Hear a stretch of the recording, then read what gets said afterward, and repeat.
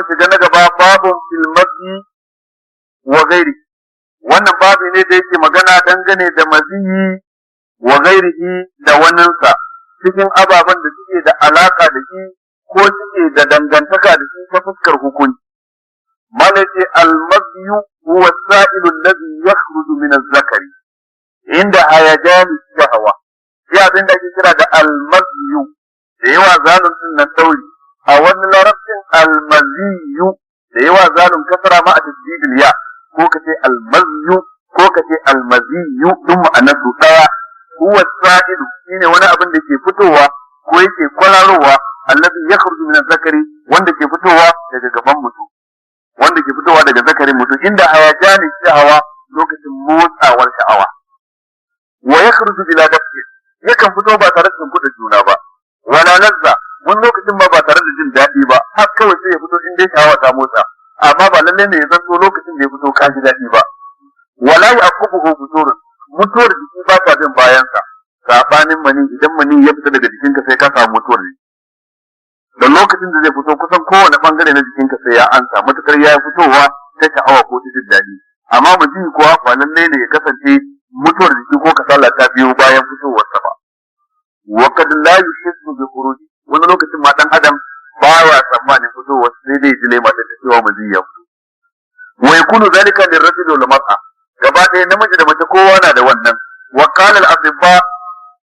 waɗansu likitoci suka ce innahu yakhruju min mujral bawl yana fitowa ne daga inda bawl yake fitowa ma ifradul ghudud al-mubaliya inda al-mula'abah tare da cewa akwai waɗansu abu ban san yadda suke ransu ba za mu fassara su da Hausa da koda ne waɗanda suke da alaka da tace fitsari to su kansu suna tsarto ruwan mazi daga cikin ɗan adam inda al-mula'aba yayin da mutum yayi wasa da mace ko yayi tunani mai yawan gaske wal muradu huna abinda ake nufi a nan gurin da aka sanya wa babin mazi ba wai za mu yi magana bane akan mazi a likitance a'a za mu yi magana akan mazi a fikihance menene hukuncin sa wurin fuqaha ba daga ina mabubbugarsa take ba wanda shine likitoci suke bincike akai amma ba lallai ne su san hukuncin sa ba a shari'a abinda muke bincike menene matsayinsa idan ya fito wani hukunci ke biyo bayansa to wannan shine abinda fuqaha suka damu shine wal muradu huna bayanu ahkami bayanin hukuncensa min haythu an-najasatu wa naqd al-wudu dangane da kasancewar sa najasa ne ko ba najasa ba dangane da kasancewar sa yana warware alwala ko baya warwarewa shine abinda zamu tattauna akan sa wa bil babi iddatu min al-ahadith cikin wannan babi akwai hadisai da ta'allaqu bi naqd al-wudu wa izalati an-najasat tana da alaka da warwarewar alwala kuma waɗannan hadisai suna da alaka da najasa ko gusar da najasa al-hadith al-thalith wal 20 hadisi na 23 a littafi wanda shine hadisin farko a wannan babi da yake magana kan mazi an ali ibn abi talib radiyallahu anhu qala kuntu rajulan mazza'an fastahyaytu an as'ala rasulallahi sallallahu alayhi wa alihi wa sallam لمكان ابنته مني فأمرت المقداد بن الأسود فسأله فقال يغسل ذكره ويتوضأ وللبخاري اغسل ذكرك وتوضأ ولمسلم توضأ وانضح فرجك wannan hadisi an karɓo shi daga Aliyu ibn Abi Talib na hudu cikin khulafa'ur rashidun wanda manzon Allah ya ce alaikum bi sunnati wa sunnatul khulafa'ir rashidun sai kuma cikin mutane guda 10 da aka yi musu bishara da aljanna kuma na farkon musulunci cikin yara matasa ya musulunci cikin yana dan shekara 12 sirikin manzon Allah sallallahu alaihi wa sallam dan ya auri Fatima yar Annabi sallallahu alaihi wa sallama ta haifar masa ƴaƴa cikin su akwai Hassan akwai Hussein wanda manzon Allah yake cewa huma sayyida shababi ahli aljanna sune shugabannin samarin gidan aljanna Ali bin Abi Talib mutum ne mai matukar falala lokacin da za a tafi yakin Khaibar a shekara ta 7 a wata rana da safe a cikin dare sai annabi ce la'ubiyanna rayata rajulan yuhibbu Allah wa rasuluhu wa yuhibbuhu Allah wa rasuluhu yace gobe zan bayar da tuta ta jagorancin wannan yaki ga wani mutum da yake son Allah da manzansa kuma Allah da manzansa ma suke son wane mutum sai sahabbai suka waye gari kowa yana fatan a bashi wannan tutar ba dan son shugabanci ba sai dai ya dace da falalar da annabi ya faɗa cikin hadisi ya zama huwa allazi yuhibbu Allah wa rasuluhu wa yuhibbuhu Allah wa rasuluhu bi shahadati an-nabi sallallahu alaihi wa alihi wa sallam. Kowa so yake dace da wannan shaidar. Haka wayi gari kowa ya zauna gaban manzon Allah sallallahu alaihi wa sallam, wannan a dama wannan a hagu, wannan a tsakiyar annabi yana daddaga kai so yake a ce zo ga tuta. Annabi ya kalle su gaba daya kakaf daga farkon su har karshe bai ga Aliyu ba, sai ce aina Aliyu bin Abi Talib, ina Aliyu dan gidan Abu Talib. Za ka ce yastaki ainai ko yastaki ainahu, yana fama da ciwon ido, daya daga cikin idanunsa dundumi ya sami shi ko ciwon ido. Annabi ce ku je ku kirawo shi. Aka je aka kirawo sa, annabi ya masa rukuya, ya karanta masa addu'a, ya tofa a idan ya warke har ya fi tsayan wancan wanda bai kamu da cuta ba lafiya. Sannan annabi ya mika masa tuta ya ce ta wurin mutanen Khaibar, farkon abin da zaka fara kiran su akai musulunci, ka labarta musu kalmar shahada da abin da yake rataye da ita na wajibi. Idan sun yadda shi kenan, in ba su yadda ba abu na biyu su yadda su zauna karkashin daular musulunci su ba da jizya. In sun yadda shi kenan, in sun ki da musulunci sun ki ba da jizya, ka nemi taimakon Allah ka yake su. Ali bin Abi Talib yake kuntu rajulan mazza'an, na kasance mutum ne mai yawan maziyi. Mazza ala wazni fa'al, wanda siga ce daga cikin sigogi na mubalaga. Idan ka ce kafir, wato wanda ya kafirce mu ubangiji, kafar mai yawan kafircewa. Idan ka ce ghafir mai gafara kenan, ko gaffar mai yawan gafartawa. Fa'il mai aiki, fa'al mai yawan aikatawa, wato siga ce ta mubalaga. Kuntu rajulan mazza'an, na kasance mutum ne mai yawan fitar da masihi, in ji Ali bin Abi Talib. Fastahiyitu an as'ala Rasulullahi sallallahu alaihi wa alihi wa sallam, sai na ji kunyar in tambayi manzon Allah sai da mutum tabbata gare shi, don me limakan libinatihi minni, saboda matsayin yarsa aurina, yarsa mata ta ce ni surikinsa ne. Dan me zan je gaban surikina in je in ce da shi wallahi ina yawan fitar da maziyi. Ko kunyar faɗin haka ko? Wannan ke nuna ladabi a cikin musulunci.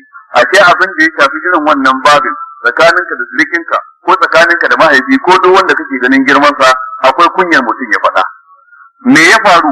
Duk da haka ya ki tambaya? A'a, bai ki tambaya ba. Yace fasta hayatu an as'ala rasulullahi sallallahu alaihi wa sallam li makani binatihi minni. Naji kunyar in tambayi annabi fa amartu al-miqdad ibn al-aswad, sai na umarci miqdad ibn al-aswad cewa je ka tambayi annabi ga fatawa ta, amma ni ba zan iya tambayar sa ba, je ka tambaya a madadina. Fa sa'alahu, sai miqdad ya tambayi annabi cewa menene hukunci na idan na kasance mai yawan fitar da mazi ko mazi ya fita daga jikina. Fa qala, sai manzon Allah ya ce yaksilu zakarahu wa yatawaffa, wanda duk mazi ya fito daga jikinsa shine yaksilu zakarahu, sai ya wanke zakarinsa wa yatawaffa, kuma yayi alwala. Me wannan ke nuna wa hukunci Allah salli guda biyu. Farko idan mazi ya fito zaka wanke zakarinka ne gaba daya, ba wai kawai inda ya fito din ba, duka da inda ya taba da inda bai taba ba. Na farko kenan. Abu na biyu kuma inda kana da alwala in ka warware sai ka sake wata sabuwa kenan. Wannan riwaya Bukhari da Muslim haka suka tafi akai. Wani Bukhari, amma a riwayar Bukhari kadai wanda Muslim bai yi tarayya da shi ba, iksil zakaraka wa tawaffa, yace je ka wanke gabanka kuma kai alwala. Wani Muslim a riwayar Muslim kadai wanda Bukhari bai yi tarayya da shi ba, tawaffa, kai alwala, wanzah farjak, kuma ka wanke gabanka. Wanzah fil al-amri lana an-nafsu, nabaha yanzahu yanzah fil al-amri kenan. To an-nafsu a larabce shine yayyafa ruwa ko kuma wanki. Ana amfani da shi wajen wankewa, ana amfani da shi wajen yayyafa ruwa kuma. An gane ko? To amma anan wankewa yake nufi ba yayyafa ruwa ba. Kun gane da kyau? Idan ya wanke ya alwala na wanke da mai. Ai ba ta yi ya wanke sannan ya alwala ba. Ya hada masa ababen guda biyu, wannan ababen guda biyu zaka yi, amma ba ya ce dole wancan zaka fara yi ba. Kai kuma ka san wanne yake farawa ce. Tsakanin alwala da kama ruwa wanne yake farawa. Ai baya bukatun dogon bayani, sai sa ka dana shiru akai. Ai amma ba da wawun aka kawo ba. Yawwa al-aslu bil wawi la yakfi safiy, yadullu ala mutlaq al-jam'i. Abinda ake so ababen nan guda biyu. Hadisin ba ruwan da wanne zaka fara, ya faɗa ababe guda biyu zaka yi da kaza da kaza. Zaka yi kaza da kaza. Na ce dole ga wanda zaka fara? Kai kuma sai ka duba wanne ne ake farawa kafin wannan. Wannan kuma da waɗansu dalilan daban sai ka samu ake ana fara kama ruwa ne kafin.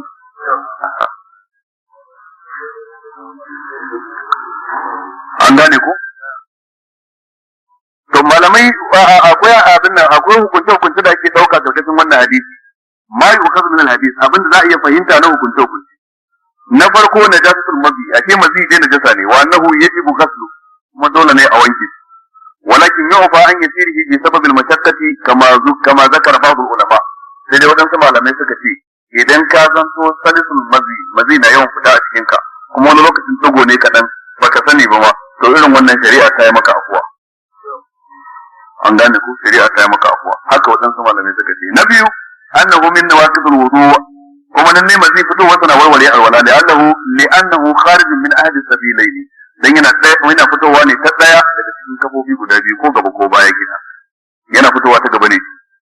Na uku, wujubu ghasl zakari, idan ya fito dole sai an wanke gaba, sai mutum ya wanke zakarinsa. To a nan wajen wanke zakari gaba ɗaya malamai suka yi sabani, waɗansu malaman suka ce gaba ɗaya, waɗansu suka ce inda kawai ya taɓa za ka wanke. Mazhabin malikiya da mazhabin hanabila suna ganin sai ka wanke gaba ɗaya, tunda annabi ya ce iksil zakarak, wanke gabanka. Wannan ya nuna wanke wani bangare ba wani bangare ba bai wadatar ba. Wadansu suka ce ai zakar din nan ana nufin ba'du, sai dai inda wannan abin ya taba ba lalle sai ka wanke gabanka gaba ɗaya ba. To amma maganar farko ita ce mutum ya wanke gabansa gaba ɗaya. To da an ce az-zakar ala haqiqatihi kenan min awwalihi ila akhirih kulluhu la ba'du kenan. Ba yanda za a ce az-zakaru fa yanzu kana nufin ba'duhu bi dilalatil haqiqa illa an tariqil majaz. Sai dai in mutum yana nufin majazi ne a larabci, to kuma al-aslu fil kalam an yabqa ala haqiqatihi wa la yasaru ila majazihi illa bi qarinatin tadullu ala dhalik. Babu wata qarina da take yarda akan sai al-aslu fil kalam al-haqiqa lal majaz. Wannan kaida ce sananniya wajen malamai. Wa qad warada fi ba'd al-ahadith, ya zo cikin wannan sashi na hadisan, wa kasr al-unsayni, wanda ma mutum zai wanke gabansa kuma zai wanke abin da ke makwabtaka da shi guda biyu din nan, su ma sai ya wanke. Wannan hukunci ne na shari'a wanda ba lalle ne ya dace da hankalinka ba. In shari'a ta ce ka yi abu, to sai ka yi. Ka gane hikimar ba gane ba, kai dai abin da ake bukata dalili daga Allah ko manzansa. Wannan maganan ya wanke har abin da ke makwabtaka da shi waɗansu hadisai sun tabbatar da shi. Na hudu, annahu la yujibu ghusl al-badani kal janaba, fitowan mazi baya wajibta wanke jiki gaba daya kamar yadda janaba ke wajibtarwa, shi bayan haka wa ijma'un, wannan kuma matsala ce da malamai sun yi ijma'i akai. Na biyar, annahu la yakfi fi izalati al-mazi al-istijmaru bil ijarah, mazi ya sha babban da bawli, in bawli ne da ka dauki dutse ka kankare magana ta kare. Dutse guda uku ake bukata saboda hadisan baya da muka karanta, duk wanda zai yi istijmari fal yutir, ya amfani da duwatsu guda nawa uku. To a nan wajen mazi yin amfani da dutse baya kankare maka dole sai ruwa. Kun gane ku? Tunda annabi ya hukunta ka wanke gaba ɗayan sa ba ballantana kuma kace zaka sa dutse ya kankare, ai kaga ba zai yi ba. La yakfi fi izalati al-mazi al-istijmaru bil hijarati kal bawl, ba za ka yi istijmari da dutse ba kamar yadda yake wajen bawli, balla budda min al-ma, dole sai mutum ya yi amfani da ruwa. الحديث الرابع والعشرون، حديث ناشر له عن عباد بن تميم عن عبد الله بن زيد بن عاصم المازني قال: أوحي إلى النبي صلى الله عليه وسلم الرجل يخيل إليه أنه يجد الشيء في الصلاة، فقال: لا ينصرف حتى يسمع صوتا أو يجد ريحا. wannan hadisi na 24 cikin littafi an karbo shi daga Abbas ibn Tamim, shi kuma daga Abdullah ibn Zayd ibn Asim al-Mazini, kana yace sukiya ila Nabi sallallahu alaihi wa sallam ar-rajulu, an kawo karan wani mutum zuwa ga wajen Annabi, an kawo ba wai an kai shi karan yayin laifi ba, wani mutum ne ke fama da matsala sai aka kawo kokensa wajen Annabi cewa ga abin da ke damun wani, shine ma'ana sukiya ila Nabi sallallahu alaihi wa sallam ar-rajulu, an kawo koken wani mutum zuwa ga Annabi sallallahu alaihi wasallama, yukhayyalu ilayhi, wannan mutumin ana turanta masa cikin kwakwalwarsa ko tunaninsa, annahu yajidu shay'a, zai rinka jin kamar wani abu ya faru gare shi na fitowar tusa fi salati alhali yana cikin sallah, zai rinka jin kamar iska ya fito daga cikin duburarsa. Me hukuncin sa idan ya ji kamar iska ya fito, ba tabbas bane turanta masa akai, me hukuncin sallar sa? فقال في النبي صلى الله عليه وسلم لا ينصرف, ba zai fita daga cikin sallarsa ba hatta yasma'a sautan, har sai in ya ji sauti au ya ji darihan ko in ya ji wari. Amma haka kawai shedan ya suranta ma kamar iska ya fito daga duburanka ka rinka jin kamar kayi kusa, to ba za ka gaskata wannan tunani da shedan ya jefa maka ba ko wannan waswasi da shedan ya jefa maka ba, sai in ka samu daya cikin abubuwa guda biyu waɗanda suke tabbas ne su ba kokonto bane. Abu na farko ka ji sautin fitar iska, wannan ai tabbas ne yanzu ba kokonto bane. Abu na biyu kana jin kamar iska ya fita ko bai fita ba amma sai ka ji wari, to ka tabbatar daga jikin ka ne kenan. Yanzu kenan sai ka fita daga cikin sallah, in limami ne sai ka jawo wani ya ci gaba. An fahimta ko dan kai istikhlafa. In ma baka ja wani ba ka fita daga cikin sallah, jama'a alwala ta warware ka fice, ya rage nasu su shugabantar da wani ya ci gaba ko kowa ya kara su tasu duk yadda suka yi sallar su ta yi. In suka ci gaba kowa ya kara su tashi sallar su ta yi.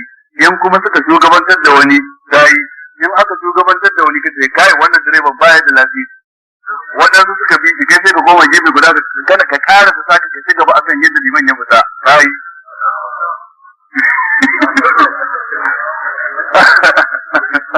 Ka ji direban da aka sa maka baya da lafiya, ka tabbatar bai san hukuncin sallah ba bisa ga yakinin ka ba wai zato kake masa ba.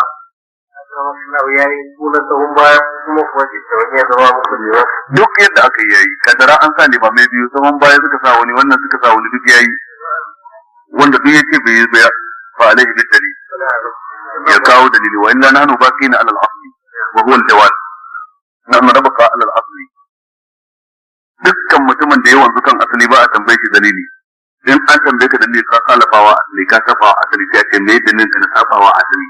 Asalin sallar ingantacciya ce, yanzu ka kai da awar rashin inganci ne dalilin ka da yake ba ta inganta ba, ko ka kawo dalili ko ka yi ina abin da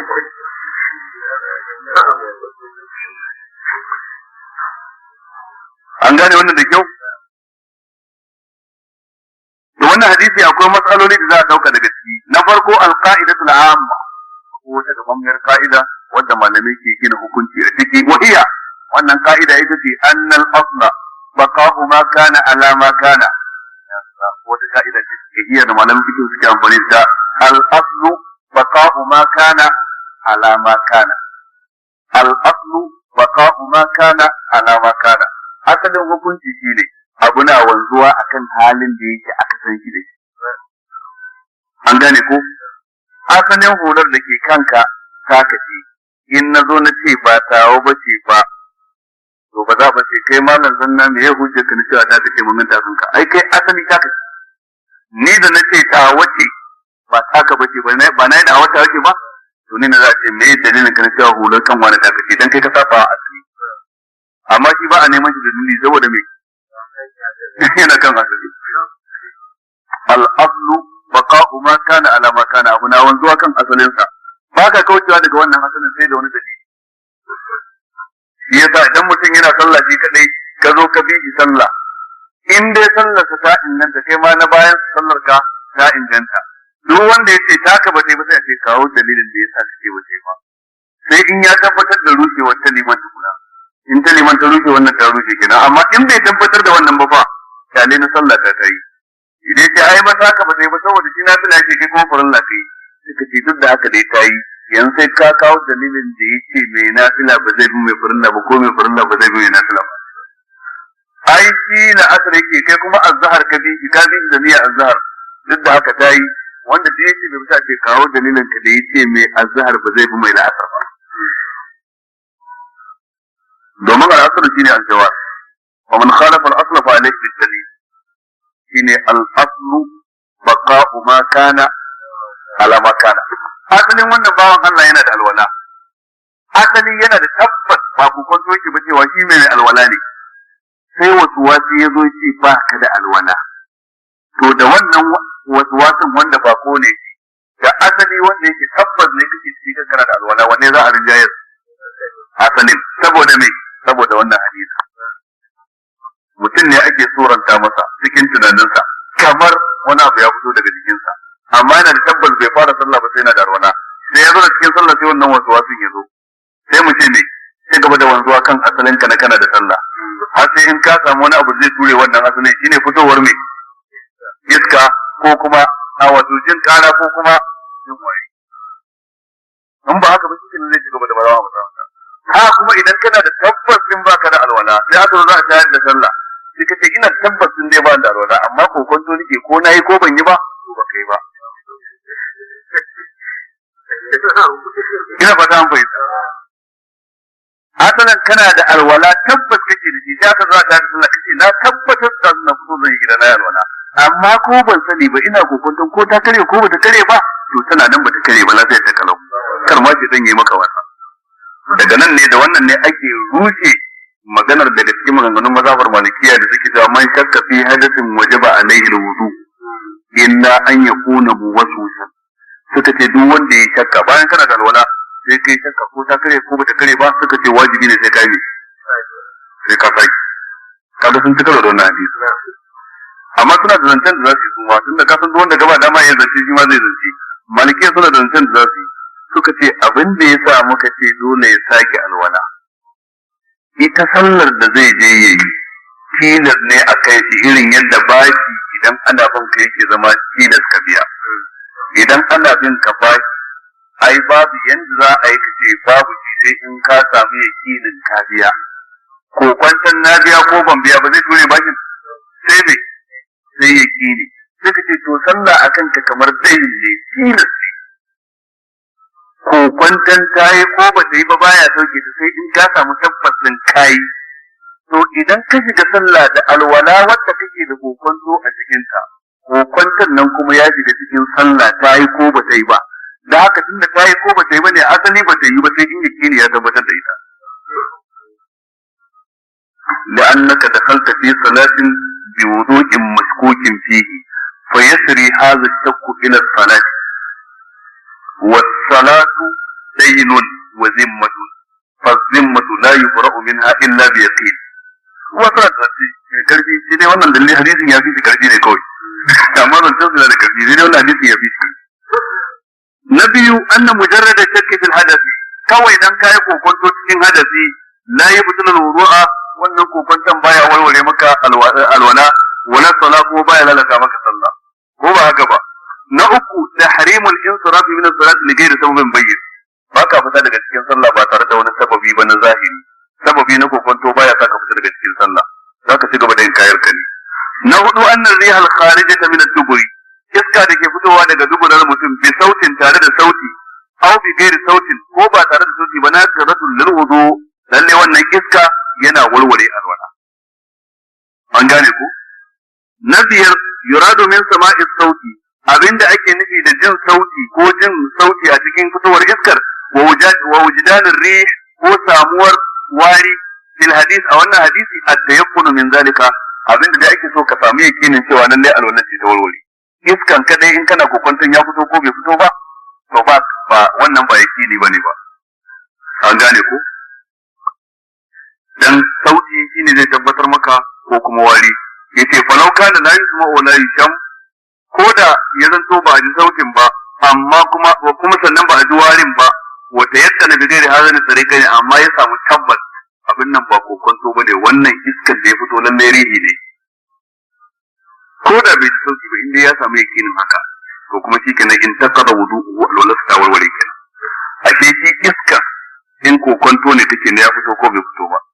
A wani hadisin annabi ya fito da abin karara yace lokacin da mutum ke da alwala ko yake cikin sallah wani lokaci shedan ne yake zuwa sai rinka busa duburanka ka ji sai shedan fa sai rinka busa duburan mutum sai ka rika kamar iska ne ya fito daga cikinka to karka gaskata sai in ka ji wari sannan ka tabbatar iska ne daga jikinka ko in ka ji mai sauki.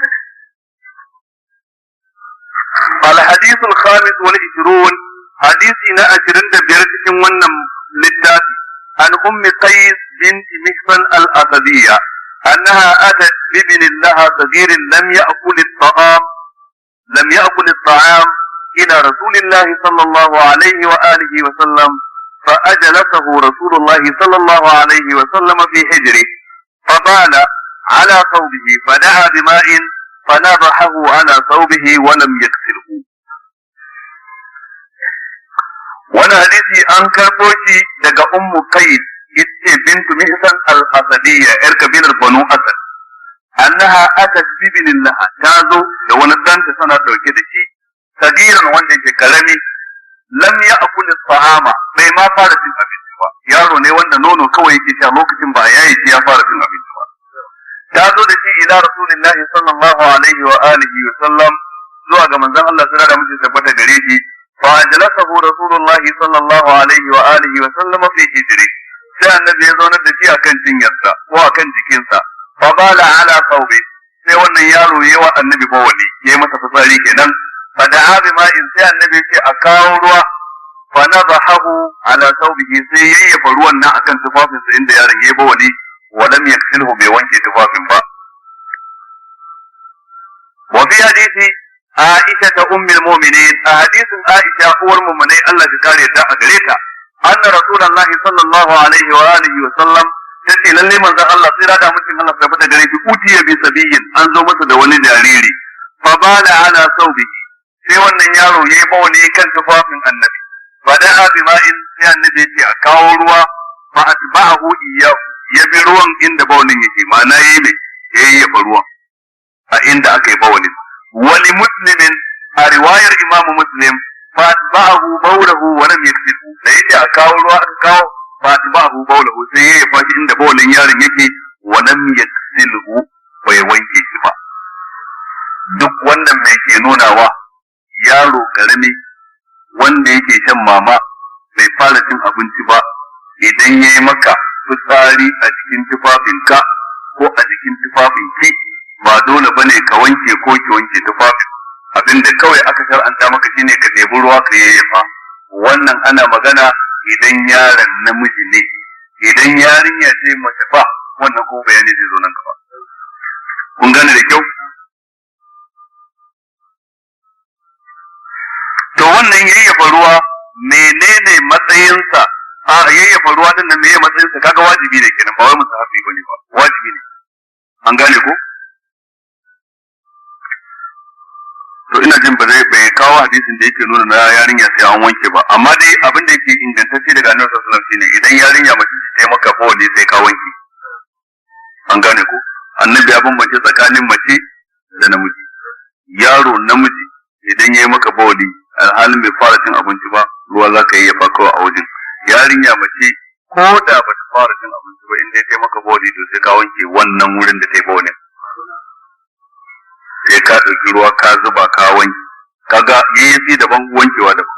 Tunda wankewa dole za ka jika wajen da ruwa har ka matse abin da wannan kuma kawai ya fa za ka yi yadda na san ruwan zai ta sa kan abin shi kenan ka ci gaba da shi akan haka. Haka annabi ya bambance.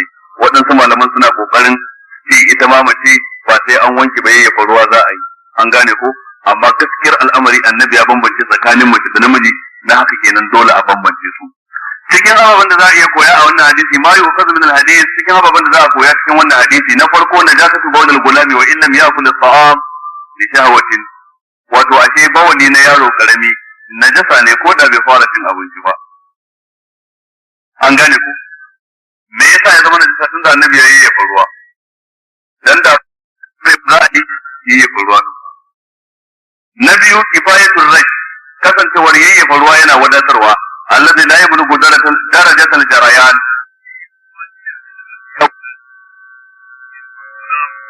kawai ya wadatar wajen tsarkake bawali na yaro karami. Na uku akhlaqun nabi sallallahu alaihi wa alihi wa sallama al-karima yadda annabi ke da dabi'u da halaye na gari wa tawadu'u al-jam da kaskantar da kai gare shi. An gane ko kaskantar da kai da irin annabi ke da shi. A ina muka fahimci wannan cikin hadisi mace ta zo da yaro wajen annabi sallallahu alaihi wasallam ta zo fatawa ne ta zo dai wani abu ne bukatunta na duniya ta zo ko bukatunta na addini dan jin tausayin nan kita kawo yaron magani ya karba har ya tsora cikin sinyarsa yana masa wasa kafin ya gama an sa mata fatawar sai yaron ya masa boli duk da haka bai damu ba sai ya ce ma a kawo ruwa shi da kansa ya ɗebi ruwan kuma ya zuba da kansa. An gane ku wanda yanzu wani ko ɗansa ne baya ɗauka sai in ya dana fitsari ko ɗansa babu rahama babu jin kai tattare da shi ne kar yaro ya masa fitsari kar ya sa masa majina wallahi waɗansu haka musamman mutum na da hali ai ba shi ba ganin ɗansa sai ya fara tafiya sai dai a turo masa shi a irin yana amalanken ne shi ba zai dauke shi ba kar ya masa fitsari an sa masa famfas an yi masa nafkin ne an sa famfas ne a turo shi a irin yana amalanken ne yana kallon sa daga nesa kar ya taba shi ya masa fitsari ko ya masa tumbudi ba rahama ta tsar da kai ka dauke shi ka dora shi kan cinyarka ka sa shi jikinka sumbace shi abinda manzo su yake yi kenan ga yara. Wani balaraman kawai ya zo ke cewa wai da ya ga annabi ya sumbace yaro shi yanzu annabi har sumbata yara suke sai ce kai fa yace ai ni ƴaƴa guda 10 nake da su ban taba sumbatar ko ɗaya ba. Yace to idan Allah ya zare rama a zuciyarka ya zan yi da kai. Mai yawa babu rama ne Allah riga zare rama daga zuciyarka ya aka yi ya da kai. To Allah kalli ka idan ka tsana wannan zaka san irin wahalar da mutum ke. Ka dauki yaro ya maka boli wannan zai saka kimanta matar ka yadda ta rike ƴaƴanka da nawa ta haifa maka. Kowanne a yini sau nawa zai mata fitsari, lika nawa yake fitsarar mata a yini da kuma kwanciyar barci. Mudi ya mata amai ya hana ta barci. Ai duk ranar da zo kwana wurinka da wannan yaron yana barci ko rasa kake ita da yaron da Allah da kijin ya dai.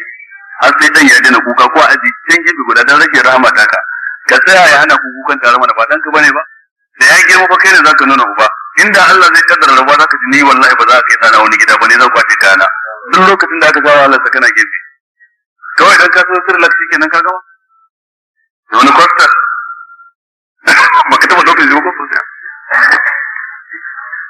to dai akwai bukatar rahama da jin kai ga yara wannan da shi annabi ba yaron sa wani ba amma ya jure wannan abubuwa to akwai wata fa'ida nan da malai kawo ce ikhtalafa ulama fi sabab alladhi awjaba at-tafriq bayna al-gulami wa bayna bawl al-gulami wa bawl al-jariya malamai sun yi safani me yasa annabi ya bambance tsakanin bawalin yaro da bawalin mace me yasa an gane ko wa talammasa kullun minhum hikmatan sarat fi nazrihi al-fariqata al-munasiba kowanne cikin su ya yi ta kokarin lalubo hikimar da ta sa annabi ya rarrabe wa ahsanu hadhihi tanammusat mafi kyawu ko mafi dacewa cikin wannan lalube da malamai suka yi ahadu amrayni sai cikin al'amura guda biyu al-awwal abu na farko suka ce annal gulama indahu hararatun ghariziyatun za'idatun ala hararatil jariya shi yaro yana da tsibi a jikinsa a ɗabi'anta ka Allah ya halice shi dimin da ke cikin cikinsa ko na jikinsa ya tsara dimin da ke cikin mace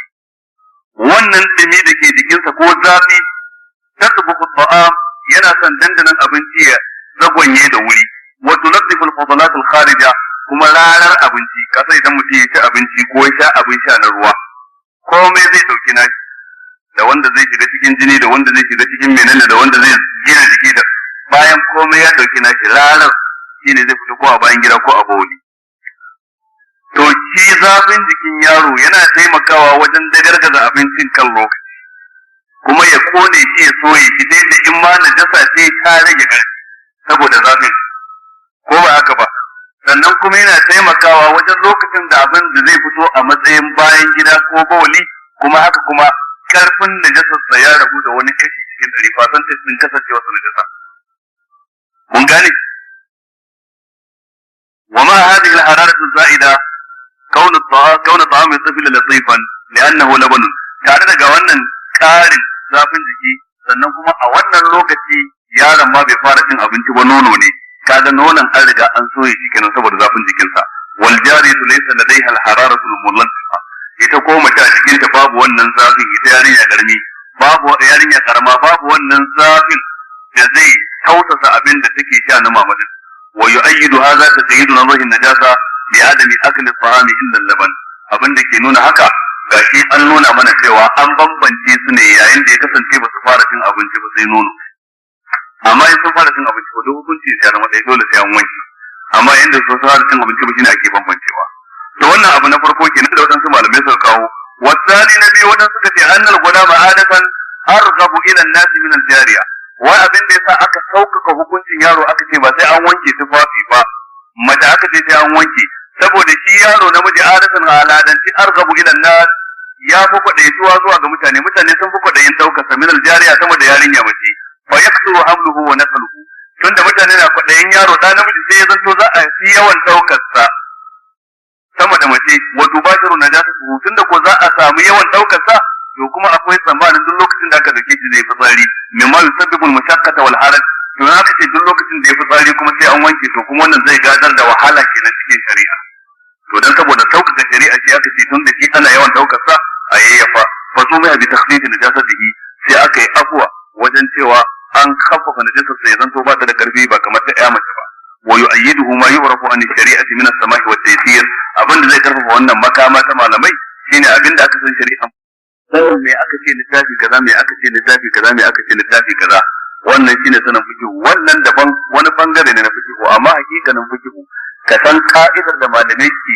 gina hukunci akan ta sai kake ta ka fahimce ta in wani abu sabo ya faru a zamanin ka wanda da ba taba cewa magana akai ba ka yi amfani da ka'idar da suka yi amfani da ita da dan ka ba sabon abin da ya faru ne hukunci wannan shine fiqh sabon abu ya faru yanzu wanda da babu shi a da ba taba yin sa ba kuma kana da bukatar sa a cikin shari'a kana da bukatar ka san hukuncin sa na halalci dan ka aiwatar ko haramci dan ka ne ina halal ne ko ba halal bane ba sai ka je ka bude muktasar ina za ka bayanin Coca-Cola ko alri ko iziya ko risala to amma sai ka buƙaci dukkan da suka gina hukunci akai wannan kuma zai gina ne akan da me aka yi wani sinadari aka hada har Coca-Cola ta haduwa cikin kwalba da muke ganin ta sai ka san sinadarin nan dangin halal ne ko dangin haram ne dan ka ba hukunci to wannan sanin ka'idar da ake gina hukunci akai shine sanin fiqh shi yasa aka ware ilimi guda sunansa qawaid fiqhiyya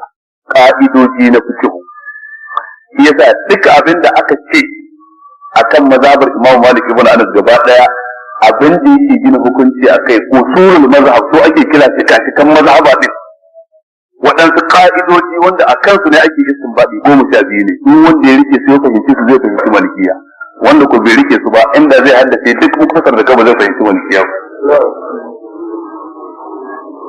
ina fatan kun fahimta usul ne guda 12 wanda Imam Malik ya amfani da su wajen istinbadi a babin zakka ne a babin riba ne a babin mu'amala ne a babin aure ne masu bankai har ibn Taymiyyah da kansa cikin majmu'ul fatawa yake cewa in dai kana so ka ga asali wanda aka gina akai dangane da zakka to ba mazhabin da yafi karfi irin mazhabin Imam Malik ibn Anas a babin zakka duk rigimar da aka yi ta cewa kayan miya za a fitar musu da zakka ba za a fitar musu ba wane ne yace in dai kuka bi mazhabin Imam Malik din nan asalin sa da ya gina hukunci akai yafi kowanne karfi a nan gurin shine me na amalu ahlul madina a wannan babu yana da karfi to sanin irin waɗannan ka'idojin su suke taimakawa mutum su kansu da tafan da za a karanta sai su yi maka saukin fahimta dan ka san duk me aka ce ga abin da aka gina hukunci akai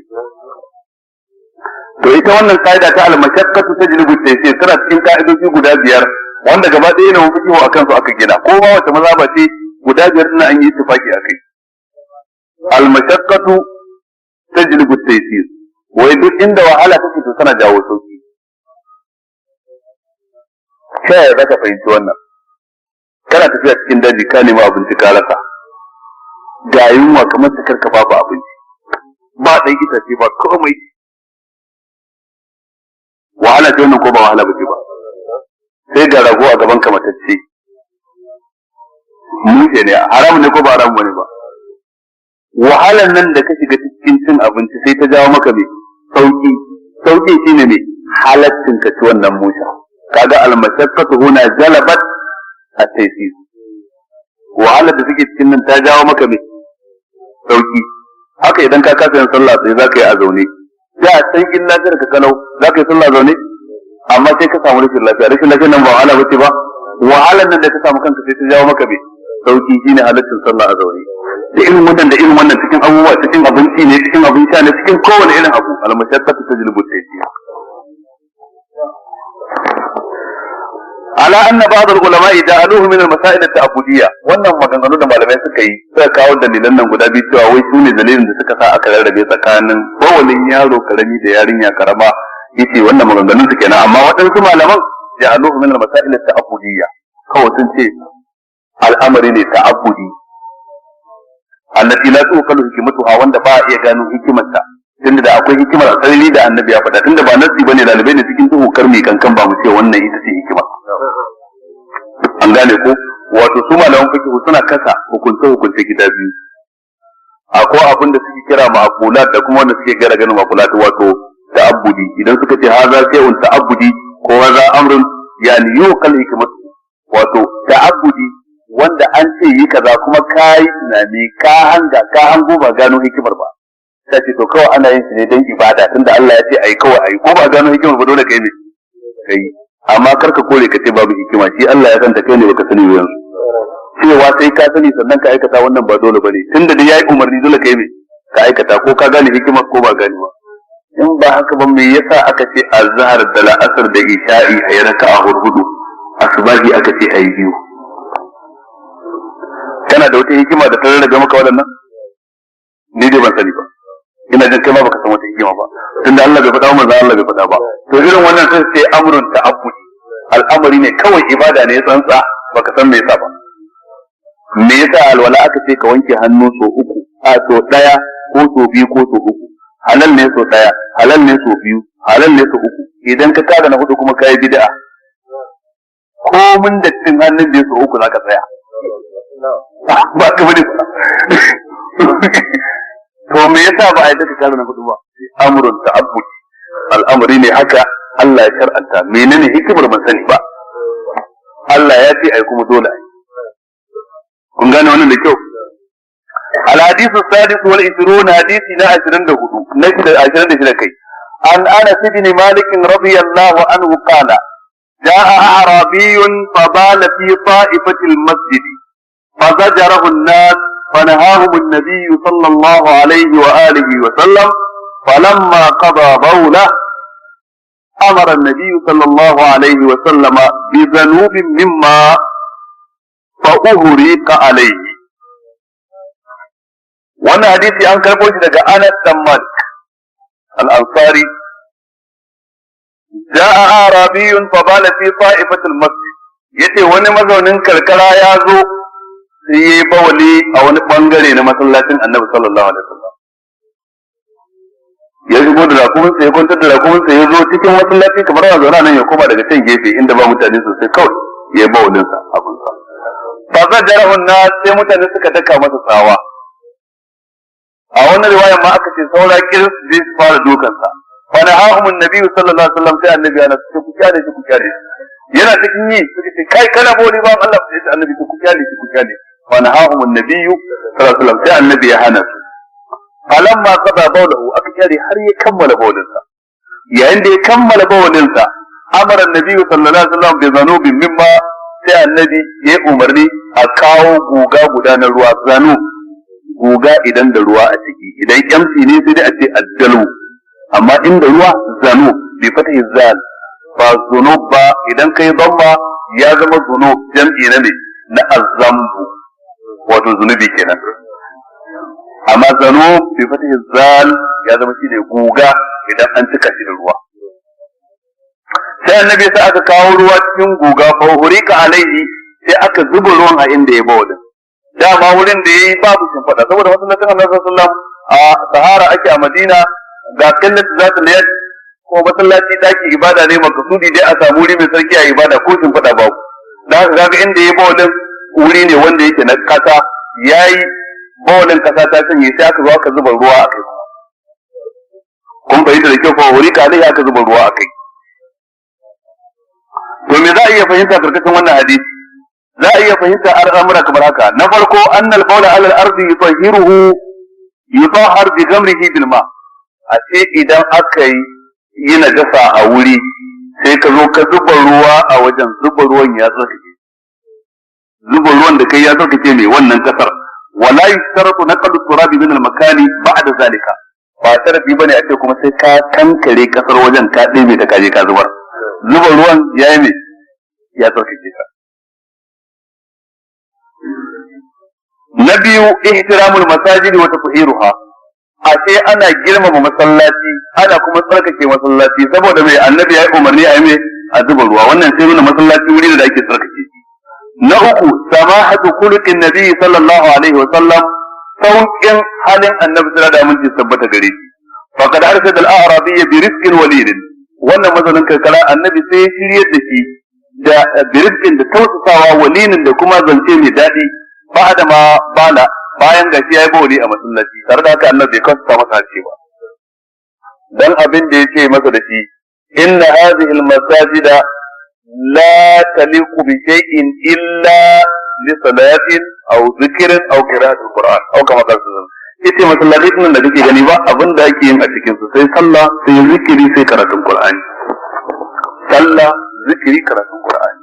Kalmar zikiri tana da faɗi, darasi da ake na ilimi shi ma yana ɗaukar ma'anan zikiri, wa'azi na ɗaukar ma'anan zikiri, hutubar juma'a tana ɗaukar ma'anan zikiri, fasau ila zikrillahi wa zarul bay zalikum khairul lakum in kuntum ta'lamun. Hutubar juma'a ma zikiri ce, dan kar wani dauka zikiri shine irin wanda masu bid'a suke yi da sauran. A zikiri na sunna, zikiri a tsarin koyarwar annabi. An gane ko? To abinda annabi yake masa kenan, mimma ja'alahu yaqulu, saboda dadin mu'amalar da annabi ya masa, har da ya karshe da ya tashi zai tafi sai Allahumma arhamni wa Muhammadan wa la tarham ma'ana ahada. Ya Allah ka ji kaina ni da annabi Muhammad banda mu kai wa kowa gafara. Ya ga bai za su yi masa duka a masallaci, annabi ya hana kuma ya sa an ɗebo ruwa an zuwa, ba ce ba ɗebo ruwa da kanka ka zuba, annabi ce ku je ku ɗebo ruwa ku zuba. Haka za ka ɗebo ruwa ka zuba, sannan ya kira shi ce bawan Allah masallaci ba wurin bawani bane ba, abinda ake yi sallah zikiri karatun Qur'ani. Sai daɗin mu'amalar ya masa daɗi, ya daga hannu ce ya Allah ka ji kai na ni da annabi Muhammad banda mu kawo kowa gafara. Sai annabi sai ya kira shi ce fa kada bayyakta wasi'an, abu ne mai fadi yanzu ka takaita shi, ramar Allah wata at kullu shay, ta yalwace komai, ta za ka ce ni da kai kadai. Sai ramar Allah ta fi karfin mu kadai. Wannan dai na nuna yadda annabi ke gyarawa mutane kurakure cikin ruwan sanyi. Wannan yana da matukar muhimmanci kwarai da gaske, musamman ga mutumin da ya bayyana cewa akwai jahilci ko gidadanci tare da shi. Domin kaga abin da sa annabi ya sa masa harshe, kaga mazaunin karkara ne. To galibi wanda yake zaune a karkara yana nesa da inda ilimi yake. Tun da har yau karkara tana da nisa da ilimi, binni ta fi kusa da ilimi. Tun a da haka abin yake kuma har a yau. Haka Allah ya tsara rayuwa. Dan haka can a farko ma Allah ce al-a'rabu ashaddu kufran wa nifaqan wa ajdaru an la ya'lamu hudud ma anzala Allahu ala rasuli wallahu alimun hakim. Yace kaga mazaunan karkara su suka fi tsananin kafirce ma ubangiji, su suka fi tsananin munafunci, za su kasu musulunci amma da abu kaɗan sai su zuya baya. Wa ajidaru Allah ya lamu hudu da ma'azallar rasuli, kuma zaman su na karkara shi ya fi sa ma za su fi kowa jahiltar abin da Allah ya saukarwa manzansa. Ya sau tun lokacin annabin aya za su sauka, duk wanda yake Madina kwana ɗaya da yini ya riga ya ji, cikin dare ba rediyo ba komai amma kowa ya ji saboda a birni labari na yaduwa da sauri, ko ba haka ba. Amma kafin a ce labari ya je inda karkara take to sai an kwana biyu, an yi sati kafin ya je. Kafin ya je kila ma wani ya ƙara labarin, wani ya rage, in aya ce wani ya sassabe ta, wani ya mata kaza. Lokacin da ta je shi je a gungunci, yasa sai ga wannan. Shi yasa nan ke cewa man sakana al-badi ya tajafa wa man tatabba as-sayda zafan wa man dakhala ala sultani tufin. Yace duk wanda ya zauna a karkara to da wuya ba ga yayi jafa'i ba, kaushin zuciya. Haka duk wanda duk zomo da ya gani ya bi ya zama dan farauta, duk kurege ya bi ita sai ga zama gafalalle. Ita haka duk malamfa da kuma sai an fitine cikin addinin sa. In dai kana tare da masu mulki yau da gobe za su fitine ka cikin addini. Saboda gararin su shine lokacin da za su sa doka ba za su tuntube ka ba, sai an sa dokar sai a nemi kuma ka kare ta. In sun sa dokar za a yi fita ce mana ya kamata su zuwa zai akan zama lafiya. Yo ka jawo mutane za su tashi hankali ka ce in kwantar da ita? Ya za a yi wannan? Kafin ka zartar da dikiri din ka ya kamata ka tambaye malamai ga abin da ake so a yi ya dace ko bai dace ba, lokacin sai su yi aiki da nassi na Qur'ani ko hadisi su fuskantar da kai. Amma kai ne ka zo ka yanke abin ka aka sanar a rediyo da talabijin da komai, mutane za su yi garari kuma sai ka ce wa malamai su yi jawabi. To malam fada sai ka gaji ya shiga rediyo ko talabijin duk yadda zai yi jajjawa waɗansu ayoyi su taimaka wa abin da mai mulkin sun yi sai ya yi. To kaga karshen fitina kenan. Allah ya tsare. Na hudu cikin hukunce bu'udu nazarihi sallallahu alaihi wa sallam wa ma'rifatuhu li taba'i'in nas. Nisan hangen annabi sallallahu alaihi wa sallam, yana da hangen nesa kwarai da gaske. Tare kuma da sanin ɗabi'un mutane, ya san mazaunin karkara ne da aka bai kawai su samu harshe ba. Amma akwai yan binnan da sun san addini sun yi abu annabin lokacin yana musu zafi. Wato dai da'awar annabi akwai hikima a ciki. Wanda ya dace a masa zafi a masa, wanda ya dace a sauƙaƙa masa a sauƙaƙa masa.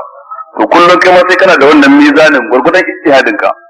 Yau ka gane inda kai kuskure, gobe ka gyara. Dan saboda mu'amala da mutane kowa hankalinsa da tunaninsa daban, kuma in kace zaka mu'amalance su a mataki iri daya to zaka yi hasarar abubuwa masu yawa, kuma za su yi hasarar ka. Da abin da zai faru shine da yawa ka kore su gina cikin wa'azi.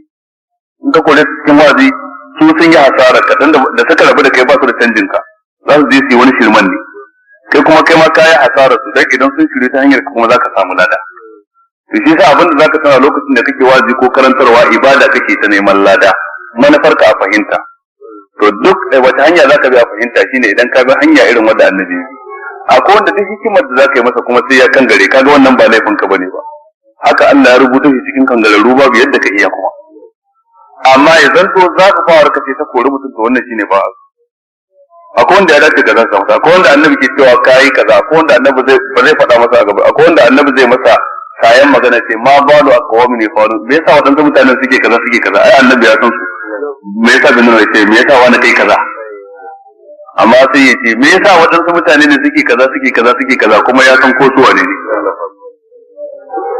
an fahimta ko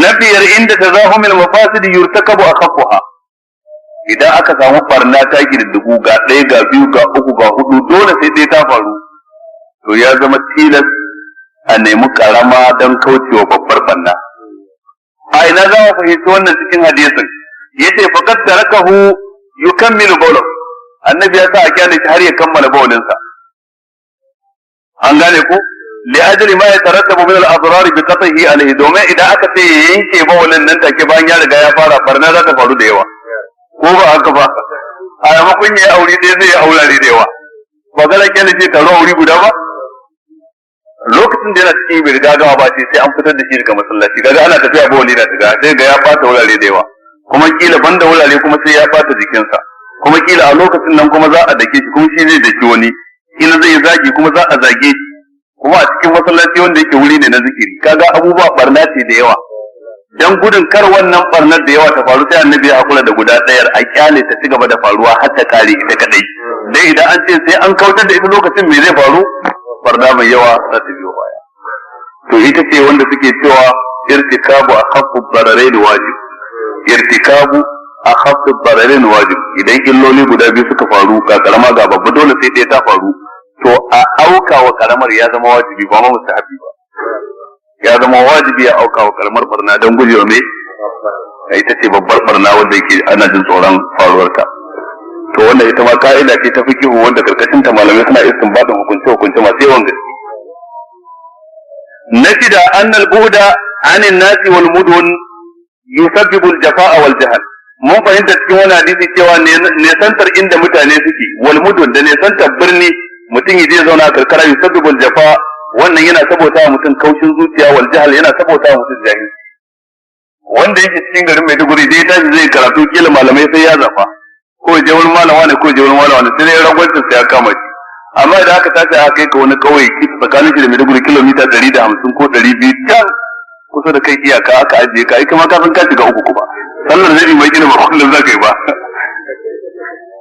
sallar zai ba yanzu zaka ga masallaci a kauye an tankara masallaci amma an kyale shi da yanan gizo gido da kurtun majina kuma tumaki suna kwana a ciki ina mutanen da aka gina masallacin suke ba su san kima sallar wannan da su gyara masallacin na bakwai arribku bi ta'limil jahil ana son a tausasa zance ko tausasa magana wajen koyar da mutumin da ya jahilci addini idan mutum ya san kimar ilimi ɗalibin ilimi da kake mu'amala da shi yau da gobe shi ne dan ka kasa masa harshe ya san kimar abin da yake koya wurinka baya hana gobe ya dawo dan ya san abin da ke koya wurinka yana da tsada kwarai da gaske amma wanda ya jahilci addini sai ka kawo sa masa zance kila ka kore shi kenan shi ka ga malam dan mun yi kaza ma to bari ma zama addini sai me kuma ai ni na daina masa sauraron karatun sa kaga shi yayi hasara bai san ba hasara yi saboda ya jahilci addini amma da yana da masaniya ta addini ya san roman ilimi dan malami ya bata masa ne koya masa ba daidai ba ai ya san abin da yake koya wurin malamin nan abu ne mai tsada baya sa ya yi duk wahala sai ya tsaya ya koya ai ya san cewa kuɗi suna da daɗi ko ba haka ba mulki yana da daɗi shugabanci na da daɗi mukami na da daɗi ƴaƴa na da daɗi ilimi na da daɗi kuma duk ya ji su daɗi ko ba haka ba da haka in dai neman kuɗi sai an sha wahala wani lokacin ka kwana 50 baka gidanka wani lokacin baka garinka ka kwana a kasuwar kauye ka taho mota ta lalace ka shiga cikin wannan wahala amma tare da haka gobe baka zuciya ka je kasuwa a maimakon ma ka ci riba sai ka faɗi amma baka zagin ta kace daga yau na daina zuwa gobe sai ka sake komawa to me yasa dan ka zo wurin makaranta baka samu karatu ba gobe sai ka zuciya kace ba za ka koma ba da wani dalili? Yanzu anan a ma'aunin ka me yafi kima? Kuɗi. Duk wahalar da kasuwa ta baka, ka fita yau ka faɗi, ka fita jibi baka ci riba ba, ka fita ranar da kyar ka haɗa na tefani, da kyar da gumin goshi. Duk masu bin ka baki kana lokacin yana za su fito da sun biyo tunan gurin ka boye a rumfar wani kuce bana nan. Duk da haka baka haƙura da kasuwa ba, kullum sai ka buɗe ka je ka cika mata alƙawalin ta daidai. Ranar da duk makarantar addini ta bata maka rai ko malamin ko ka je ba a yi karatu ba sai shi dan ya ce ma ai gobe ko ka je malam ba zai zo ba ko wani abu daban. Sai shi dan ya zuga ka. Sai malam ya ce wai walai saktisabul mali duna mashaqqatin ta'ammaluha fal ilmu kaifa yakunu. Neman kuɗi fa baya yiwa ba tare da wata wahala da ka sha ba, to idan haka ne ta yaya ilimi zai taru ba wahala? Abdullahi dan Abbas yace zan je kofar gidan sahabi cikin sahabban annabi, ina neman in samu tabbas na wani hadisi daya ko fassarar aya daya. Ina da matsayin da zan zauna a gidana in ce ya zo Abdullahi dan Abbas ina neman shi ya zo ya karantar da ni gida har zai zo ya karantar da ni, amma tare da haka ba zan yi ba. Sai in je kofar gidansa lokacin da yake farcin rana, ba zan sa a tashe shi ba, sai in zauna kura ta dame ni, iska ta buce ni, ga sahara ga zafin rana, har sai ya farka ya fito dan kai in koyi hadisin ɗaya ko aya ɗaya in koma gidana. Kaga wannan sanin kimar abin da yake koya kenan. To wani cikin mutane ya san kimar abin da yake koya, to wannan za ka yi mu'amala da shi gwargwadon yadda kullum za ka gyara tarbiyyarsa. Wani bai san kimar abin da yake koya ba, kan za ka koya masa ya gane kimar abu. Kaga wannan ba za ka ce kullum ka yi zafi ba, dan wanda yake baza tarko aka ce baya daga me, ba zai daga kara ba. Ka baza tarko kuma ka koma gefe guda, ba so kake tsuntsu ya sauka ba, to tsuntsu ya ka daga kara sama zai sauka wajen?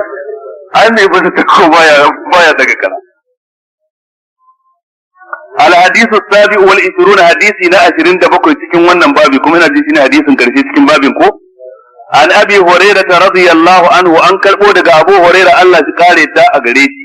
Qala yace sami'tu Rasulullah sallallahu alaihi wa alihi wa sallama yaqul, naji manzon Allah tsara da mutum Allah tabbata gare shi na cewa al-fitratu khamsun, wato tsarki iri uku ne, ko kuma akwai ababe wato iri biyar ne kai, ko kuma ka ce wato suka ce asalin al-fitratu khamsun, asalin sa shine khamsun min al-fitrati, ababe guda biyar na cikin tsarki.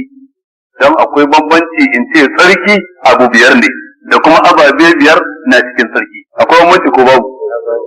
Idan na ce tsarki abubuwa guda biyar ne su ne tsarki, kamar na ta kaikaice tsarki cikin waɗannan mai biyar ɗin ta yadda ba zai karu ba, amma idan na ce ababe guda biyar na cikin tsarki ya nuna su kaɗai ne banda su akwai wasu. To suka ce alfitratu khamsun, asalin sa khamsun min alfitrati a yadda ma'anarsa take. Wannan ababe guda biyar da ke cikin sarki, na farko alkhitanu, shayi ko kace kaciya, na biyu al-istihdadu, aske gashin gaba, na uku qassu sharib, wato rage gashin baki, mutum ya rinka datse shi, kar ya aske shi gaba ɗaya sai dai me ya rage tsawonsa. Na hudu taqlimul azafir, aske farata, wato mutum ya aske farcensa ko ya rinka yake farcensa. Na biyar natful ibiti, wato aske gashin hamata. Waɗannan ababai suna cikin tsarki. Shi yasa ma gashi hadisin aka kawo shi a babu tsahara. Babu tsahara, dan waɗannan ababen kamala ne na tsarki mutum ya kasance na da su. Dan idan mutum ya zanto mai barin farce, najasa na iya shiga cikin mai farcensa, yanzu ya samu cikakken tsarki. Amma in ya aske farce ku ko najasa ta taɓa wajen ruwa zai wanke ta. An gane ko? Sannan kuma yin shayi, tunda yin shayi idan mutum ba ya masa shayi ba ko ba ya masa kaciya ba, abin da ke faruwa fatan nan da ke kan gabansa sai ya kasance ta zanto matattara ta taruwar kwayoyin cuta da kuma datti. Amma yanke ta a jefar da ita sai ya kasance ko na jisa ta taɓa wurin wanke shi ba wahala, amma matukar suna wajen to mutum na tare da datti. Kaga ce wani bangare ne na sarki. Sannan kuma aske gashin gaba, sawa'un ga namiji ne ko mace, shi ma kamala ne na sarki, ba a san mutum ya bar shi a jikinsa. Sannan kuma gashin baki, an gane ko? Shi ma rage shi duk yana cikin sarki, bare shi kuma kazanta ne. Da haka bai dace mutum ya bar gashin baki ya zaro gare shi. Irin wannan in ka sha ruwa ba za ka iya ba wani ya sha ba, dan babu yanda za a yi ka sha kai kadai sai gashin baki ya shiga dan wannan kuma kazanta ne. Kuma sannan kasancewar gashin baki yana fuska kullum ita ce abinda duk abin da ya taho zai fara tsira a wajen. Duk yayi da kula in sun zo sun shiga cikin mai gashi. Idan kaɗan ne yayin da kula suna da saurin gusarwa, amma in yana da yawa fa sai zanto matattara ta datti kawai kazami duk wanda ya ganka ya ga kazami. Malai ma yu'khadhu min al-hadith abinda za a koya cikin wannan hadisi al-awwal abu na farko anna fitratallahi ta'ala tad'u ila kulli khair. Sarkin da Allah ya tsara wa bil adama na kira zuwa ga dukkan alkhairi wa tub'idu an kulli shar na nesantar da mutum daga dukkan sharri. Na biyu anna hadhihi al-khisal al-khamsa al-karima min fitratillah, tabi'un nan guda biyar da aka lissafa cikin hadisi suna cikin sarki da Allah ya so wa bayinsa allati yuhibbuha wa ya'muru biha, wanda Allah ke so kuma ya umarni da su. Wa jubila ashabul azwaqi salimati alaiha, kuma Allah ya ɗabi'antar da waɗanda suke da ɗanɗano lafiyayye akan haka. In dai kana da ɗanɗano mai kyau, kana da test wanda yake natural one wanda Allah ya halice ka akai, sai ka samu kana kyamar ka tara gashi a gabanka, kana kyamar gashin baki, kana kyamar gashin hamata. Matukar kana da ɗanɗano mai kyau, amma in ɗanɗanonka ya canju, to shi ne waɗannan ababen sai su zame maka ado, bayan kuma ka zanta ne kai sun zame maka ado. Wa nasarahum min ziddiha, ubangiji ta'ala ya sanya bayi da suke da ɗanɗano mai kyau duk kishiyar abin da yake Allah ya umarni sun nisance shi. Na uku anna dinul islami ja'a bin nazafati wal jamali wal kamal, addinin musulunci ya zo da tsafta, ya zo da ado, ya zo da kamala. Na hudu mashru'iyyatu ta'ahudi hadhihi al-ashiya, shar'antuwar bibitan waɗannan al'amura, farci, gashin gaba, gashin hamata, bibitan su ake ana gusar da su. An gane ku? Ni bibita su ake idan sun taru, haka kuma gashin baki ana tunda shayi so ɗaya ake yi kawai. Amma waɗannan al'amura ana bukatar duk cikin kwana 40 ka yi su. Allah akalli. Duk kwana 40 na duniya ka rage gashin baki, ka cire gashin hamata, ka aske gashin gaba. Ka kuma ka yanke farce. Allah akalli duk kwana 40 na duniya. Wani kuma ba lallai da sai kai kwana 40 ba, dan wani gashin sana da saurin tofowa, farcin sana da saurin tofowa, to gurgurdan da ya fito sai kai kokarin ka yanke shi kenan. An gane ku? Na biyar na hudu kai mashru'i na wadamul ghaflati ana kar mutun ya gafala. Na biyar al'adadu 5 huna laysa hasran, da aka ce ababai guda biyar din nan ba wai an iyakance tsarki cikin ababen nan guda biyar bane. Fa inna mafhum al-adad laysa bi hujja, mafhum al-adad ba hujja bane cikin wurin malaman usul na fiqh. Wa qad ja'a fi sahih muslim, ya zo ma cikin sahih muslim, wa qad kana an-nabi sallallahu alaihi wasallam yadhkuru min anwa'il fitrati fi kulli mawdu'in ma yunasibuhu. A wurin kowane aure annabi ke zance abin da ya ga ya dace ya faɗa na nau'ikan sarki sai ya faɗa, amma ba yana nufin adadin su kenan ba. An gane ko? Kamar yadda annabi ya zuna cewa shahidai guda 5 ne, sai ya faɗi da kaza da kaza da kaza da kaza. Wani wurin da ya zo sai ya ce shahidai guda 7 ne, da kaza da kaza da kaza. Hadisan kuma duk ingantacce ne, amma ba su cin karo da juna. Me yasa ya takaice su a 5? Lokacin mutanen da ke gabansa wannan 5 din suke bukatan a tunatar da su. Me yasa ya kai su 7 a can? Ya samu wani adadi na mutane wanda ya kamata su san 7 gaba daya, amma ba dan iyakan cewa bane, dan mafhumul adad laysa bi hujja. An gane ku? Na shida qala ibn hajar al-imam ibn hajar al-asqalani, babban malamin hadisi, yace ta'allaqu bi hadhihi al-khisal fawaid diniyya wa dunyawiyya. Waɗannan dabi'u guda 5 da aka ce ka nisanci kaza akwai amfani na duniya da na addini da ke da alaka da su. Minha daga cikin waɗannan amfani tahsinul hay'a, gyara kamar ka kai kanka, wa tanziful badani da tsaftace jiki, wal ihtiyat lil tahara da ko mutum ya zanto ya bi kankan wajen kasancewarsa cikin sarki, wa mukhalafati shi'arul kuffar da saba dabi'an kafirai, wa misali amrul shari da bibitan umarnin shari'a. Zaka samu da yawa daga cikin waɗansu kafirai ko maguzawa ba sa yin kaciya, to kai musulunci sai tsara maka kai, ko ba haka ba? To kaga wannan ya zanto an bambanta ka da su. Zaka samu da yawa daga cikin kafirai sun aske gemu, sun kyale gashin baki, kuma ya yi dogo, waɗansu ma su kitsa shi, waɗansu ma su murza shi. To kai sai aka ce maka ka cika gemun ka, gashin bakin ka gazarta shi. Kaga duk ana so a koya maka yadda zaka nisanci kamanceceniya da su. za ka samu daga cikin waɗansu ba su aski gashin gaba, waɗansu ba su aski gashin hamata, kai sai aka koya maka wannan dan ka zanto cikin tsarki, cikin hali na kamala. Dukkan waɗannan ababai maza da mata kowa an shar'anta masa rinka kula da su. Wajen shayi ne ko kaciya aka yi safani, mace na yi ko ba ta yi, an dai yi safani, amma dai abin da ke faruwa shine namiji wajibi ne a kansa, mace ba wajibi ba ce ba, mustahabbi ne. Akwai hadisai cikin al'adabul mufrad na Imam Bukhari wanda ke nuna halaccin yi ga mace, amma ba ta aka yi tilas bane ba. An gane ku? Amma dukkan sauran abubuwan kuma ya shafi gashin baki kuma dan ma ba siffar mata bane ba gan su sai dai sauran abubuwan kuma ya shafi su duka kenan, abin da ya shafi farce da menene. Kaga ɗabi'un barin farce din nan, kaga mutum ya bar farce kamar mage ko muzuru, har kawai ya bar farce zako mace ko namiji ana ado da shi, musamman mata wanda suka jarabtu da ɗabi'antuwa da ɗabi'a irin ta kafirai ta arna ta turawa, sai ga an bar farce zako wannan ba burgewa bane ba, kazanta ce. Na bakwai, anna ma yaf'aluhu al'an ash-shabab wa shabbat, abinda da yawa daga cikin matasa maza da mata ke min tatwil al-azafir na tsawaita faratan su, wa ma yaf'aluhu adh-dhukur da irin abinda waɗansu mazaje ke yi min ifa'i shawarib na cika gashin baki ba tare da aske shi ko rage shi ba, min al-umur al-mamnu'ati shar'an, wannan yana cikin ababen da shari'a ta hana. Al-mustaqbahati aqlan wa zawqan, irin ababen da hankali da ɗanɗano mai kyau ma ya kamata ya muna nasu. Wa anna ad-din al-islami la ya'muru illa bi kulli jamil, mu sani cewa addinin musulunci baya umarni sai da dukkan abin da yake dangin abu ne mai kyau. Wala yanha illa an kulli qabih, baya hani sai ga dukkan abin da yake mummuna ne. Ghaira anna taqlid al-a'ma lil faranja, yace sai dai bai ta zaizai da muke wa turawa qad qallaba al-haqa'iq, ya jirkita mana al'amura sun zama bai a wurin mu. Wa hasana al-qabih, ya kyautata mana ababen da suke munana ne.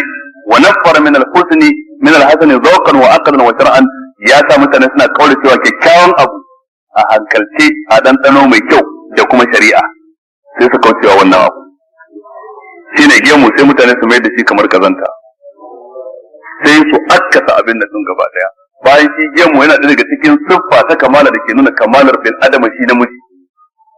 Dan Ubangiji ta'ala ya yi maka tsarin halitta kai namiji daban, ya yi maka wa ita ko mace daban, to kullum kai da ita duk wanda ya kokarin kokowar kwaikwayon wani ya aikata haramun a ciki, kuma yana cikin la'antar Allah.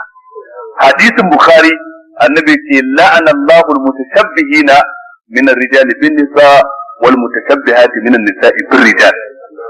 Allah ya tsinewa mai kwaikwayon mata cikin mazaje, ya zo na kwaikwayon mata cikin abin da su, kamar yadda ya tsine wa mata yadda ke kokarin kwaikwayon maza. A yau ko haka ake, mace na son sai ta zama namiji, wani namijin kuma na juyawa yana kokarin sai ya zama mace. Haka fa rayuwar turai take, ko kuma wannan shine ci gaba, shine burgewa. Ha kawai kaga wani la'anannen mawaki ya sa jambaki, ya sa dan kunne, ha kawai ya da gashi din sai a daure sai a yi irin na mata. Kaga wannan gaba ɗaya mask ne, juya halitta ne gaba ɗaya. Kamar yadda su ko mata suna son wani dole sai su yi kici su da maza cikin abin da maza ke yi. Da maza ke ta bar kallon kafa ana ta yi, yanzu mata kuma sun fara, kuma suna ganin ko ta halin kamar sai sun kamo maza. Ka gan su ma ga sunan gurin duk halittar su ta canja, kamar bare ita ba barinya ba, ita ba mutum ba, saboda ta shiga abin da bai dace da ɗabi'ata da Allah ya halice ta kai ba. To kai kullun namiji musulmi ana so ka kare ɗabi'a da Allah ya ɗabi'antar da kai a kai. Yana daga cikin ɗabi'ar da Allah ya ɗabi'antar da kai, ya bambanta tsakaninka da mace a fuska ta hanyar kai ya sa maka gashi, ita bai sa mata ba.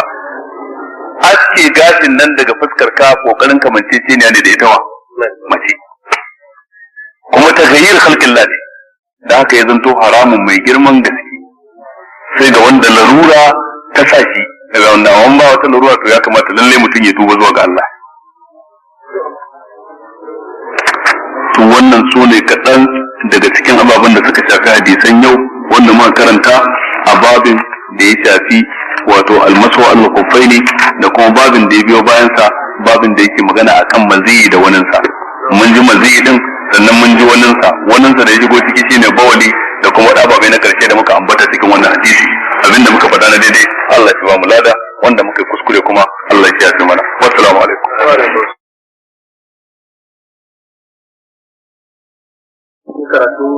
dangane da ka'idoji da malamai suke shimfida a kan su kace akwai abu guda biyar. Ka faɗa mana ɗaya sauran kudu malamai su cewa. Ka sa a darasi wani lokacin irin wannan ba za ka iya faɗin komai da komai ba. To amma saboda masu sauraron darasin iri biyu ne. Akwai wanda abin da yake bukata shine hukunce-hukunce da suka shafi darasi ya ji su kai tsaye daga hadisi ya ci gaba da bauta ma Allah da su. Ba sana'arsa bane neman ilimi ko ya zo ya malanta nan gaba. Akwai kuma waɗanda suke ɗaliban ilimi ne su ma waɗansu suna karantarwa ko suna wa'azantarwa. To dole sai ka haɗa a samu balansin tsakanin ababen guda biyu. Idan ka mayar da shi na wannan ɓangaren wancan ɓangaren ba za su fahimta ba, in ka mayar da shi na nan gurin kuma wannan kuma fa'idar su za ta abin nan. Idan kowanne ya samu rabansa daidai zai kamata ya samu.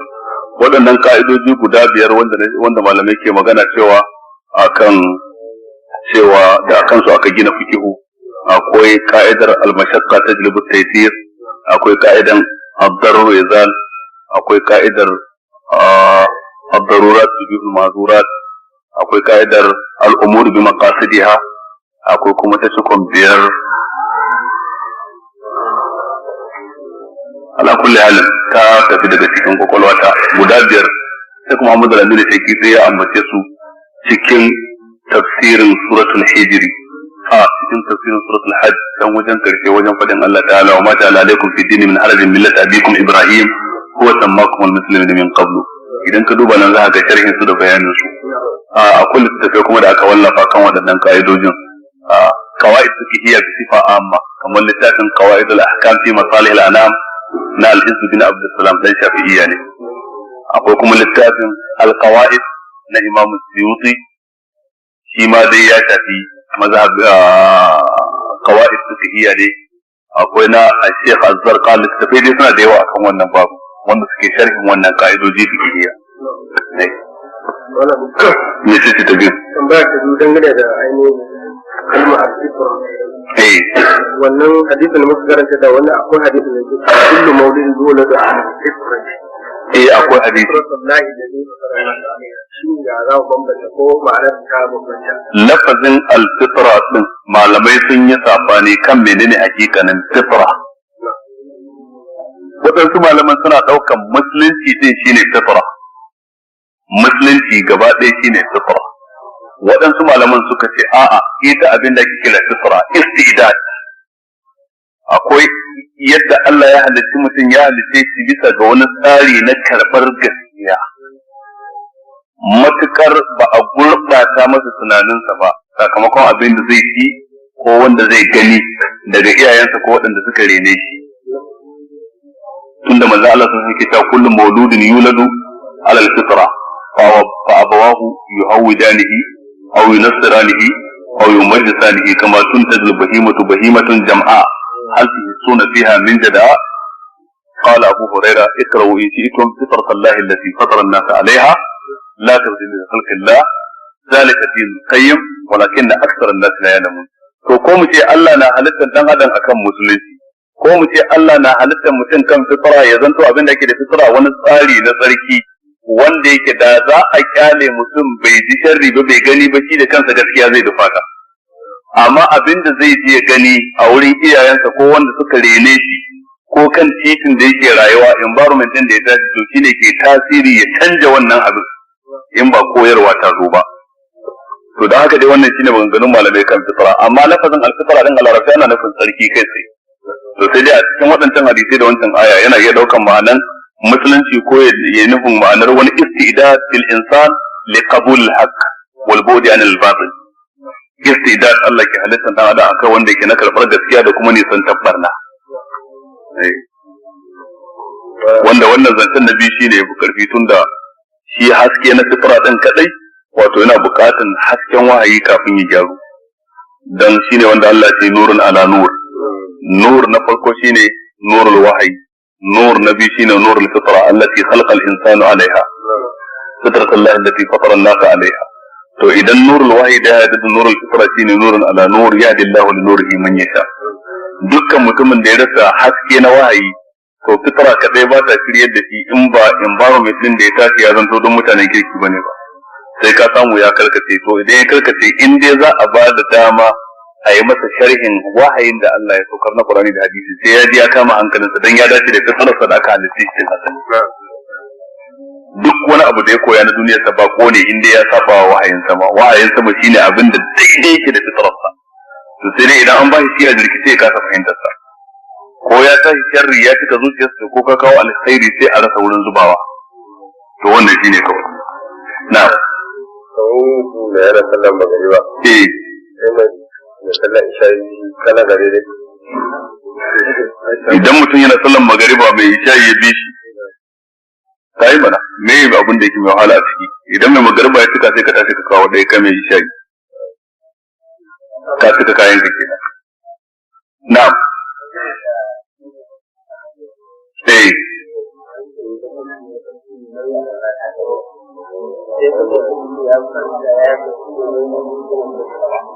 cikin waɗanda yake tare ba su san samu wari ba kenan za a ɗauka a wani shawarwari ko da a'a shi barci mutlaqan idan kai shi yana warware alwala ko da wanda suke tare da kai sun ce su zuwari ba su ji kara ba ka tashi ka ce to tun da dai ga su wani suna nan hannun barci na gama kuma ba su zuwari ba kuma ba su ji abin nan ba kenan ban yi rihi ba barcin kawai ya warware alwala ka fahimta da kyau shi yasa suka ce ai ababen da ke rore alwala din ahadas da asbab idan an samu sababi cikin sababba shikenan laysa da darura cewa hadas din ya faru ko bai faru ba dai an samu barci ba magana ta riga ta kai kuma ta iya yiwa ya kasance kayi rihin su ne wasu ba ba lalle bane su ji dan kowa irin sakon da hancinsa ke bashi na kanshi ko wari ya bambanta da na dan uwansa zaka ja mutu ya ce ka ji wani kashin tare ce wallahi ni ko ban ji ba haka wani ba kasancewa ba su ji ba ya nuna cewa ba abin da ya faru yawa ina magana shi ma da gaskiya da cewa ma ba shi da ya yi rubuta da abu ya ba wani da ya sako ba to a nan iya da shawarwari ko da mutum ya rubuta ya saki matarsa ya rubuta saki ba riga an kai mata ba ta saku ko da ba kai mata takardar ba ta saku shi saki ko a zuci kai shi tsakaninka da ubangiji cewa ka saki wance ta saku ya rage na ta sani ko ka ta sani wannan wani abu ne daban mai zaman kansa kai da kake jin tsoron Allah kai ne da kawarka za ta sa kai mata bayani gaskiya wanta kan abin da kika hanna jawo shi hanna ya saki sai dai kuma na dawo da ke yan kirga ana bin ka saki dai kina kanka kada mutum ya ce ai ya rubuta takarda bai bata ba wai sai an ba ta takarda sannan ki soki ya faru abinda rataya sarki sai da shi shine zuci abinda ake rataye imani da shi kuma haka kuma shine zuci shi wannan kalmar baka ko rubutu na biro hanyar ta isar da sako ko ba haka ba amma abin hukuncin ya riga ya nazarci mutum matakar yayi shine bayani mai kyau da Qurtubi yayi a cikin tafsirin Qurtubi wanda yana cikin manyan malaman mazhabar Malikiya a cikin tafsirin Surah Tauba bayani mai kyau sosai game da wannan shine kuma bayani dai na mafirin malamai wa al-muhaqqiqun kan cewa ko a zuci kai ne ya saki ya matukar ka yanke zuciyarka ta yanke na saki dan tsakanin zuciya da rubutu da yake hannu wa yake riga wani kullu hukunci shi ka riga mutum ya riga ya saki dan haka hannu ya samu mai dan wannan abin da ka rubuta kawai karfafa zuciyar yake amma ba wai sai da ka rubuta bane sakin ya faru sun ya riga ya faru tunda kai azama a zuciya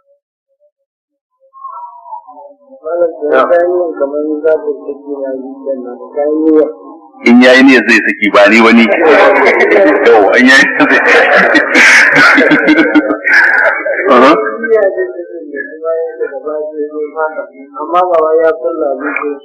ba komai ba ta saku ba kenan ya yi nufin in wance ta yadda ta yi mun kaza kuwa a zuciyarsa ya kulla in dai ta yi zai sake ta sai kuma ta yi kuma sai ya zo ya warware niyyarsa bai riga ya sakin ba shi kenan ba ta saku ba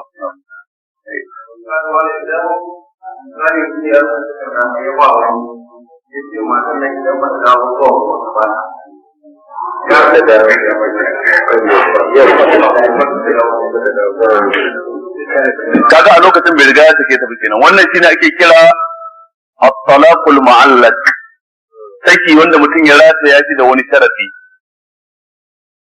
Ya rubuta takarda, amma matsalar shine ya riga ya rubuta takarda, sai dai kawai sakon da ya isar shi ne, amma da ya rubuta takardar me yace a ciki, matsalar kenan.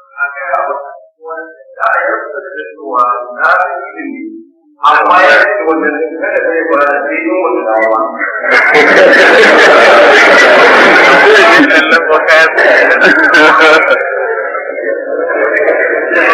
to a nan gurin shi ya rubuta cewa ya sake ta, amma sai ya ba jakadan dan aikin cewa amma fa sai in bata dawo ba, in ta dawo kafin gobe to shikenan dawo mun da takarda ta ban saki. Wato kaga a nan gurin shine abinda za mu amalance shi da shi mai kana fata a zuciyarka lokacin da kake rubutu. In a zuciyarka ka kulla saki kai tsaye kuma shine ka rubuta dama wanda shi ma gani a rubutu, saki ya riga ya tabbata ko an ba ta takarda ko ba ta ba.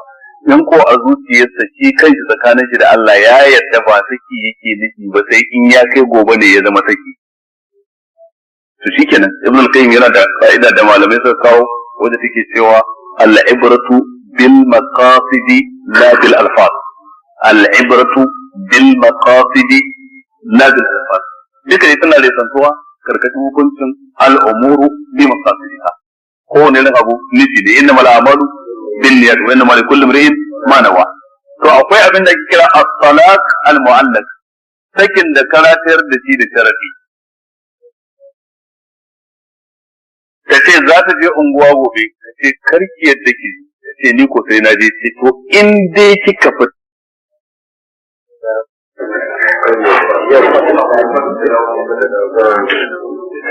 Kaga a lokacin bai riga ya sake ta kenan. Wannan shine ake kira at-talaqul mu'allaq, saki wanda mutum ya rataya shi da wani sharafi.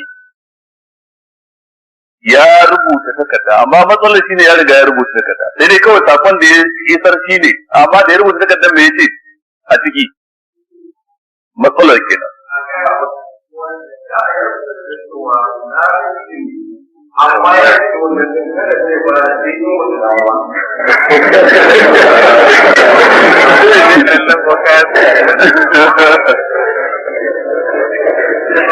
to a nan gurin shi ya rubuta cewa ya sake ta, amma sai ya ba jakadan dan aikin cewa amma fa sai in bata dawo ba, in ta dawo kafin gobe to shikenan dawo mun da takarda ta ban saki.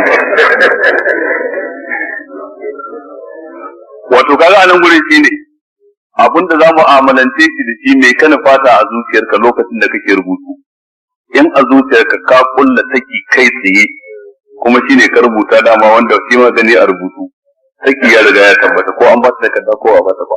In ko a zuciyarsa shi kanshi tsakanin shi da Allah ya yarda ba saki yake nufi ba sai in ya kai gobe ne ya